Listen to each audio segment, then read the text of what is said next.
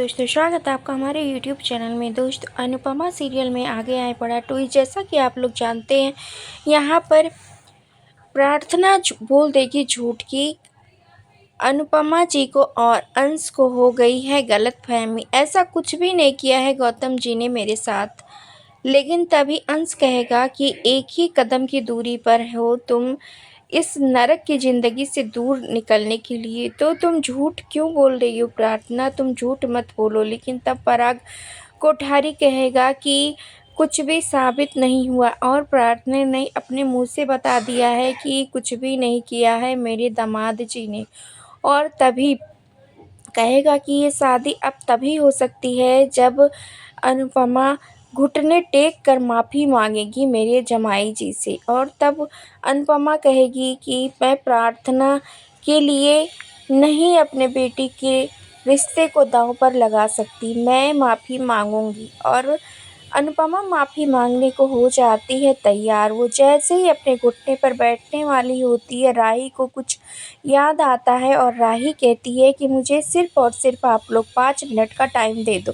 अगर 5 मिनट में मैं कुछ नहीं साबित कर पाई, मैं कुछ नहीं कर पाई, तो मम्मी आपको जो भी करना होगा आप कर लेना। लेकिन तभी प्रेम भी कहता है कि हमें शादी करने की कोई ज़रूरत नहीं है। इस तरीके से आपका अपमान कराकर, अगर ये लोग आपका अपमान कराना चाहते हैं तो हमें शादी नहीं करनी है। लेकिन अनुपमा कहती है कि माँ बाप को अपने बच्चों के लिए तो झुकना ही पड़ता है।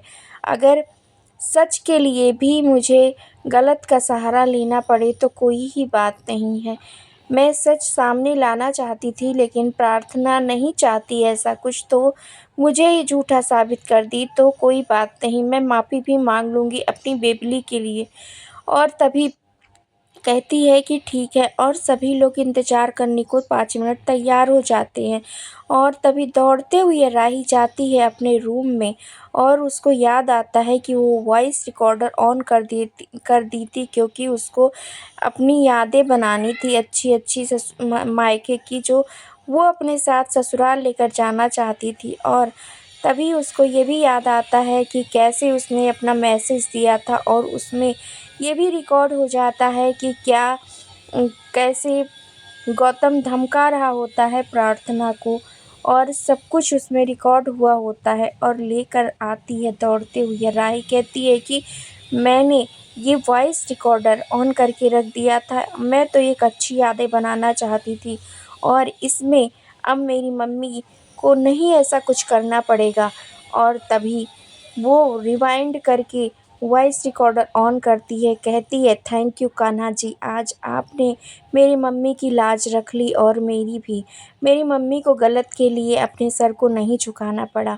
और तभी अनुपमा भी कहती है कि ठीक है बेबली, इसमें क्या है। और तभी वॉइस रिकॉर्डर जैसे ही ऑन करती है राही, उसमें ये पता चलता है कि प्रार्थना को के ऊपर चिल्ला रहा होता है गौतम और कह रहा होता है कि तुम अगर सब सारा सच घर वालों को अगर बताई तो तुम ये जान लेना कि तुम्हारे साथ अच्छा नहीं होगा। तुम्हारे पापा पराग कोठारी को मैं सारे बिजनेस उनका छीन लूँगा और उनको मैं राजा से रंक बना दूँगा। ये सब कुछ उसमें रिकॉर्ड हुआ होता है और प्रार्थना को वो पीट भी रहा होता है। प्रार्थना रो रही होती है, चिल्ला रही होती है, सबको ये सब भी सुनाई देता है। और तभी यहाँ पर कह रहा होता है गौतम कि अगर तुमने कुछ भी किया तो तुम्हारे लिए ये अच्छा नहीं होगा, ना तुम्हारे घर वालों के लिए ये सब कुछ अच्छा होगा। धमकाते हुए भी उसमें रिकॉर्ड हो जाता है और चीखने की आवाज़ आ रही होती है प्रेरणा की बार-बार।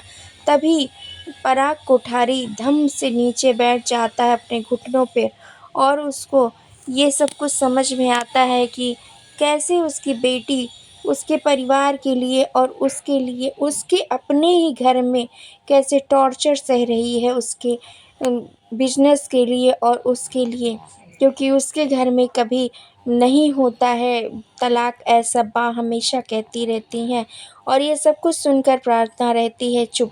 जी हाँ दोस्तों, आने वाले ट्रैक बहुत ही ज़्यादा इंटरेस्टिंग होने वाले हैं।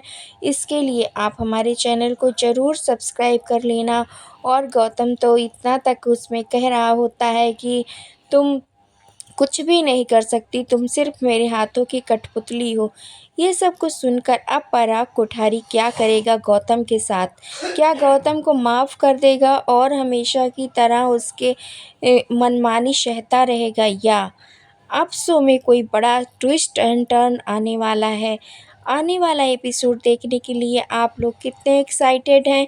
आप अपनी राय हमें कमेंट के ज़रिए ज़रूर बताएं, और हमारे चैनल पर नए हैं तो लाइक शेयर सब्सक्राइब करना, बेल आइकन दबाना बिल्कुल मत भूलें दोस्तों।